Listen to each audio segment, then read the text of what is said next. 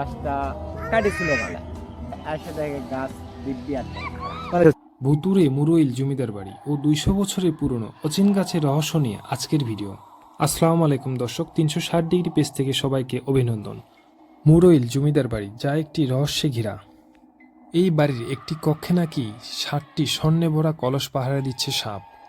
শুনলে অবাক হচ্ছেন? হ্যাঁ দর্শক, অত্র এলাকার মানুষজনের কাছ থেকে এটি জানা যায়। ওই স্বর্ণে ভরা কলসগুলো নাকি অনেকে তুলতে চেয়েছিল, কিন্তু সেটা তোলা হয়নি এখনো।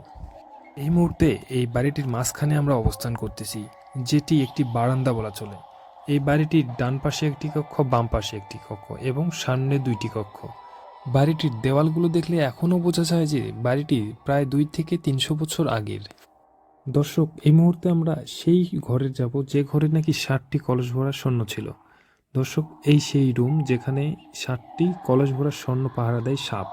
শুনলে হয়তো অনেকেই অবাক হবেন যে ঘটনাটা অত্র এলাকার মানুষজন অনেকেই এখনও বলে থাকে যে রাতের বেলায় এখানে নাকি কেউ আসে না, এই ভয়ে যে সাপ পাহারা দেয়, সাপ নাকি জিন। রাতের বেলায় অত্র এলাকার মানুষজন এখানে অনেক কিছুই দেখে থাকেন এবং এখানে নাকি গান বাজনাও হয়ে থাকে। অনেকের কাছ থেকে জানা যায় এই রাজাটি গানে আসক্ত ছিল, যিনি গান বাজনায় মত্ত ছিলেন। এখানে আসার পর কেন জানি না আমার হাতের লোম পর্যন্ত দাঁড়িয়ে গেছে। এই বাড়ির জমিদার ছিলেন আব্দুর রব। তিনি গান বাজনায় মত্ত ছিলেন, তার সম্পর্কে তেমন কিছুই জানা যায় না। জমিদার বাড়িতে নাকি বিশাল বিশাল হাতি ছিল, যার বেরি এখনও এখানে দেখা যায়। কিন্তু তিনি সঙ্গীতপ্রিয় মানুষ ছিলেন। রাত হলে নাকি এখান থেকে সঙ্গীতের শব্দ শোনা যায় এখনো। অনেকেই ভয়ে আশেপাশের মানুষজন এখানে দিনের বেলাও আসে না।